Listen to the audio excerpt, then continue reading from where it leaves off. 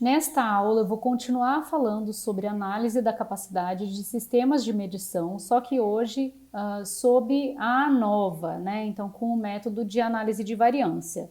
Esse material está no capítulo 8 do livro do Montgomery, Introdução ao Controle Estatístico da Qualidade. Como motivação, a gente vai considerar um estudo de Ruff Berman, de 1988, em que 3 operadores fazem 3 medidas cada de impedância térmica em 10 peças.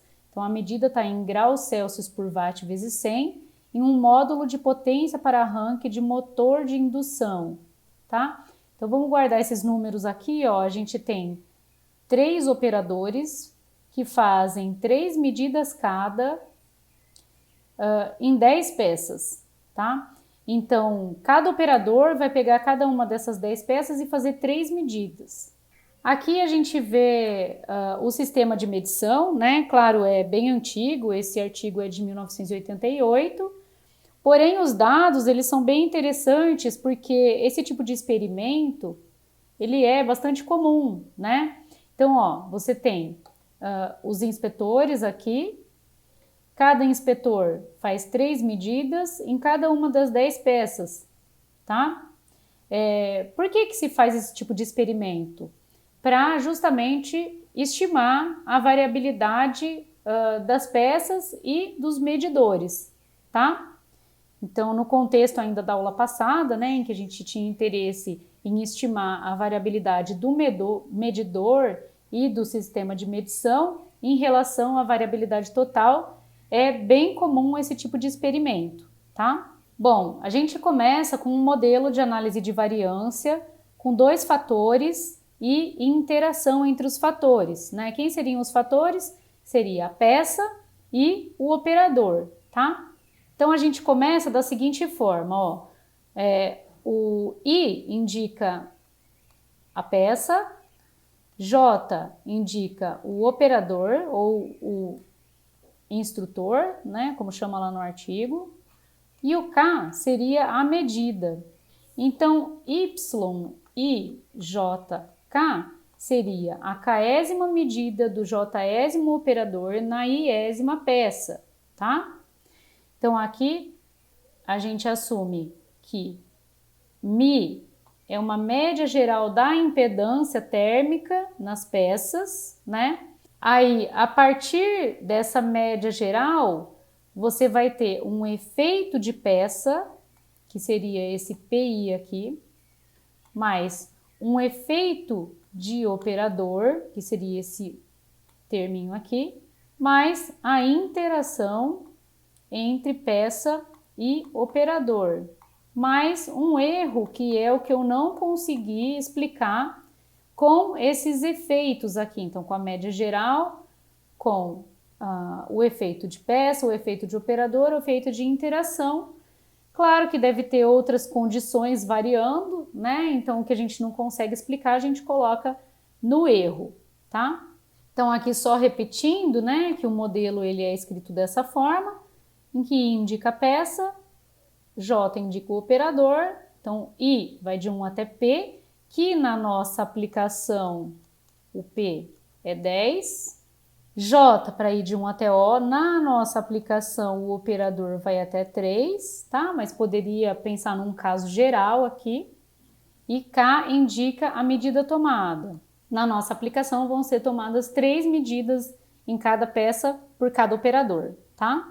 Bem, para esse modelo de análise de variância é comum a gente fazer algumas suposições, tá? Que aqui vão ser normais, mas poderia ser um caso mais geral, a gente poderia pensar em outras distribuições, tá? O mais comum é supor que o PI é, então, uma variável aleatória com distribuição normal, com média zero e variância sigma 2p. O OJ tem distribuição normal com média zero e variância sigma 2O. E o POIJ tem distribuição normal com média zero e variância sigma 2PO. E os erros epsilon e J têm distribuição normal com média zero e variância sigma 2 e que são todos independentes entre si, tá? Então esse daqui seria um modelo com efeitos aleatórios, tá? Em que esses termos aqui são, então, considerados variáveis aleatórias. O mi é considerado fixo, tá? E aí, ó, se a gente quiser calcular a variância do y e jk, então, a variância do mi é 0. Então, vamos escrever aqui, variância de y e jk seria a variância do mi, que é 0, a variância do pi mais a variância do OJ mais a variância do POIJ mais a variância do epsilon IJK. Por que eu não estou colocando as covariâncias? Porque eu tenho a suposição de independência aqui, tá? Que todos são independentes entre si. E aí, substituindo aqui, a gente fica com sigma 2P, sigma 2O, sigma 2PO e sigma 2. Então, o que significa essa equação aqui? Significa que a variância das peças, das medidas das peças, né, pode ser decomposta como a variância devido à peça, né, devido às diferenças das peças, mais a variância da medida devido ao operador, mais a variância da interação, mais a variância dos erros, tá? O que significa essa interação entre peça e operador? Significa que pode ter algum padrão quando a gente considera diferentes combinações entre operador e peça, tá? Então vamos supor, tem um operador que ele tende sempre a medir valores maiores, porém com um certo tipo de peça ele tende a medir valores menores, tá? Então quer dizer, não tem um padrão somente devido ao operador, pode interagir essa peça e o operador, tá? Bem, como todo modelo de análise de variância, a gente trabalha com somas de quadrados, né? E aí a gente decompõe a soma de quadrado total em soma de quadrado da peça, soma de quadrado do operador, soma de quadrados da interação e soma de quadrados dos erros. E depois a gente considera os quadrados médios, que seriam as somas de quadrados dividido pelos seus graus de liberdade, tá? Então aqui, ó, quadrado médio da peça vai ser a soma de quadrados da peça dividido pelos seus graus de liberdade.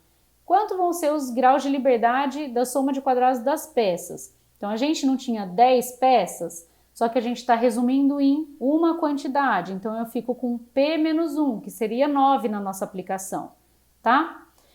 O quadrado médio do operador seria a soma de quadrados do operador dividido pelo número de operadores menos 1, tá? Que seria, no nosso caso, 3 menos 1, que dá 2.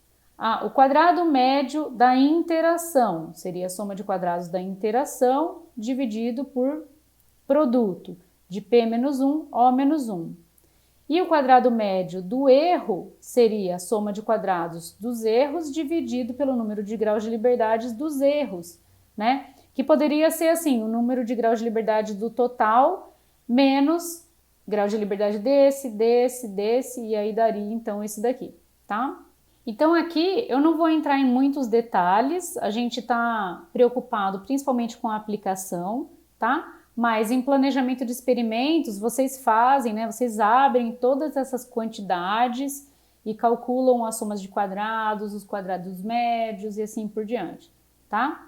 Aqui, ó, a gente vai definir as quantidades y e ponto, ponto. Então, sempre que eu colocar ponto aqui, significa que eu vou somar todos os elementos em relação àquele índice, tá? Então, i ponto, ponto, eu vou somar em j e somar em k. Quem? Os y e jk, tá? O k vai de 1 até n, o j vai de 1 até o. Então, o y i ponto, ponto, eu estou somando em j e em k, tá? O y ponto j ponto, eu vou somar em i para ir de 1 até p e vou somar em k para ir de 1 até n. Quem que eu vou somar? Y e jk. O y e j ponto. Então, só tem ponto aqui no terceiro índice. Eu vou somar em k para ir de 1 até n de y e jk. E o y ponto, ponto, ponto. Eu vou somar, então, em I, em J e em K, o Y e JK, tá? Para que a gente considera essas somas? Para estimar, então, os efeitos principais de peça e de operador e o efeito da interação, tá? Então, a gente não vai deduzir essas quantidades aqui, né? E também não espero que vocês decorem, tá? Então, quando vocês precisarem, vocês consultam e podem programar se for necessário, senão você já vai usar, né, o pacote pronto. Então, a soma de quadrados das peças vai ser soma para i de 1 até p de yi ponto ponto ao quadrado dividido por o vezes n, menos y ponto ponto ponto ao quadrado dividido por p vezes o vezes n, tá? Da mesma forma para a soma de quadrados do operador, né, de forma análoga, e da interação também a gente consegue escrever, né? A gente não vai deduzir isso daqui, a gente consegue escrever as somas de quadrados considerando aquelas quantidades, né? Y e j ponto, y ponto, ponto, ponto. Observe que a soma de quadrados da interação tem uma outra forma para escrever também, tá? Mas a gente não vai entrar em muitos detalhes aqui. E a soma de quadrados dos erros, que seria a soma de quadrado total, menos a soma de quadrados da peça, soma de quadrados do operador, soma de quadrados da interação, tá? O que é o mais importante para a gente nessa aula aqui? É saber que a gente está decompondo a variabilidade total das medidas em peça, operador, interação e uma variabilidade que a gente não consegue controlar com esses fatores, tá? Então, pode-se mostrar, né, que o valor esperado dessas quadrados médios aqui são dados por essas expressões aqui, a gente também não vai entrar em detalhe, tá? Mas notem que o valor esperado do quadrado médio da peça envolve a variabilidade residual, mais n vezes a variabilidade aqui, a variância, né, da interação, mais uma quantidade aqui vezes a variabilidade das peças, tá? E assim por diante. Então, para fazer o cálculo, né, a gente pode começar com esse daqui, né? Então, a gente precisa estimar esse sigma 2 aqui, aí a gente substitui aqui e estima esse sigma 2PO, tá? Daí a gente tem o sigma 2PO estimado aqui, e a gente tem esse, a gente estima o sigma 2O, tá? E aí a gente vem aqui e estima esse daqui que é o último, tá? Então a gente vai fazendo de baixo para cima aqui as contas com os dados que a gente tem, tá? Então aqui, ó, o que eu falei, né? A gente estima o sigma 2 chapéu com o quadrado médio dos resíduos, né? Já que o valor esperado de quadrado médio do resíduo é sigma 2, então o sigma 2 chapéu não viesado vai ser justamente o quadrado médio dos resíduos, né, dos erros. A gente estima, como eu fui falando, né, de baixo para cima, estima a variância da interação, a variância dos operadores e a variância das peças, tá? Com que quantidades? Com os quadrados médios. Então, a gente tem os quadrados médios, a gente vai estimar as variâncias, tá? Então, para aquele exemplo do Ruff-Berman, a gente tem o quadrado médio dos erros 0,51, o quadrado médio das peças 437,33, quadrado médio dos operadores 19,63, quadrado médio da interação 2,7. E aí a gente pode ir estimando, então, né, aqui é de baixo para cima, tá? A gente começa primeiro com o sigma 2 chapéu 0,51. Aí a gente estima o sigma 2PO, que é 0,73. Aí o sigma 2O, 0,56. Aí o sigma 2P, então a estimativa dá 48,29, tá?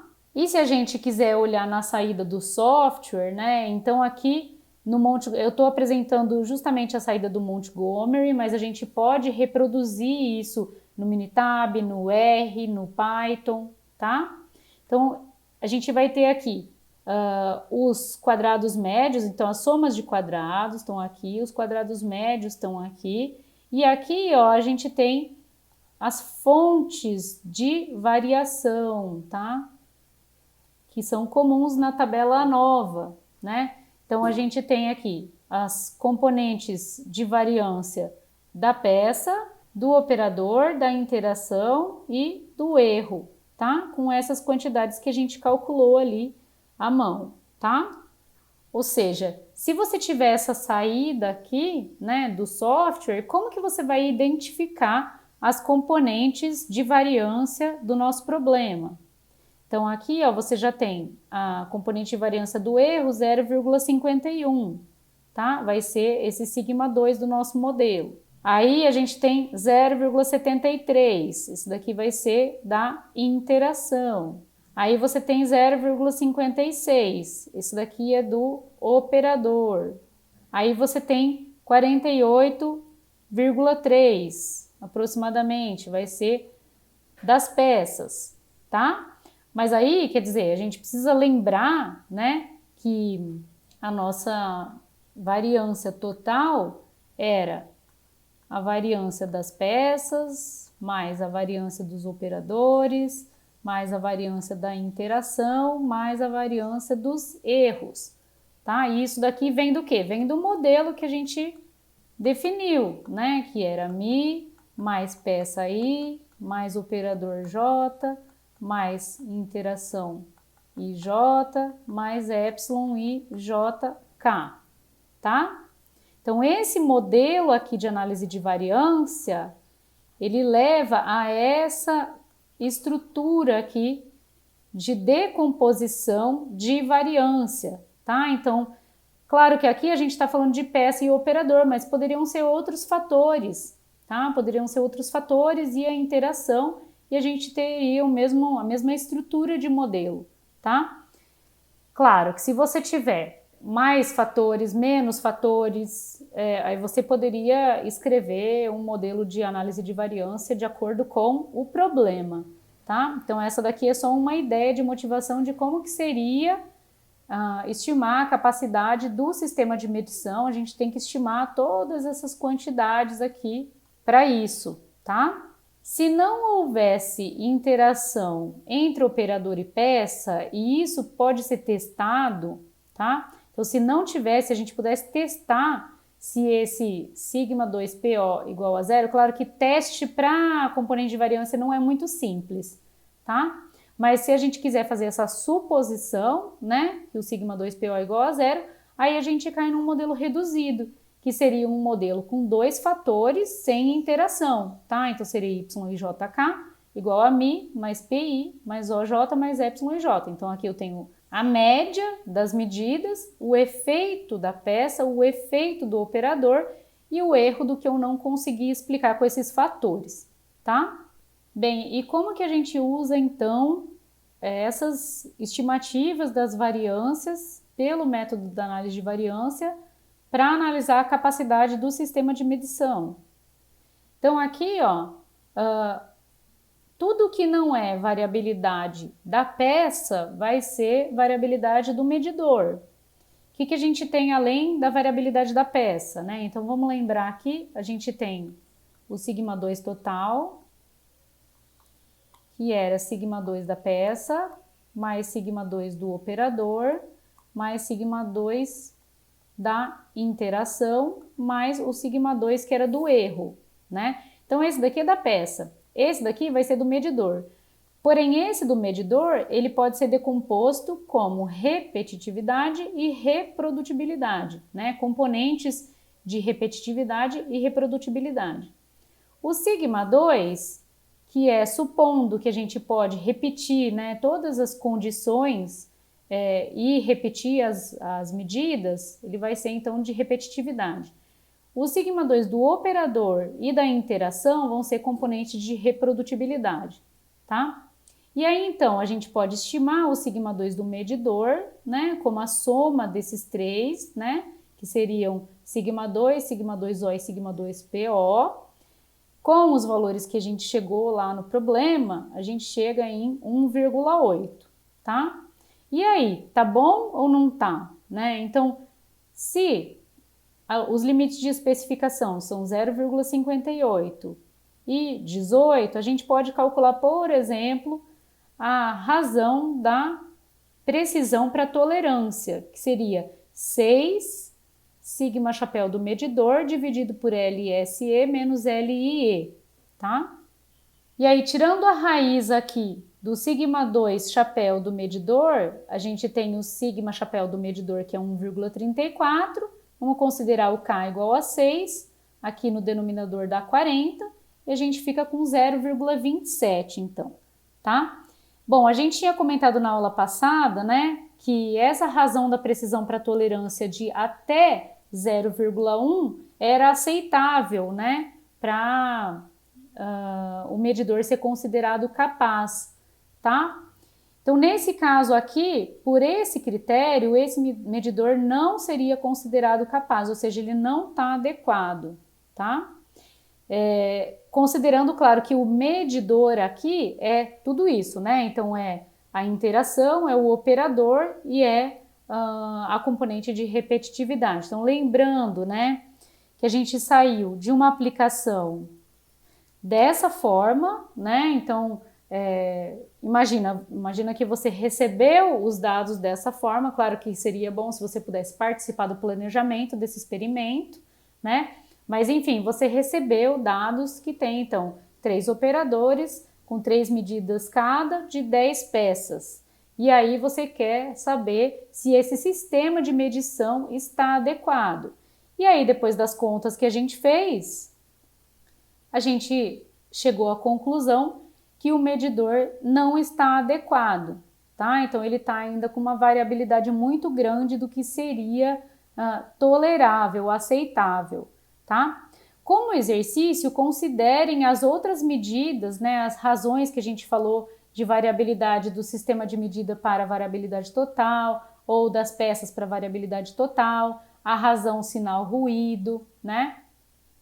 E a razão de discriminação, e vejam se vocês chegam na mesma conclusão, tá bom? Até mais!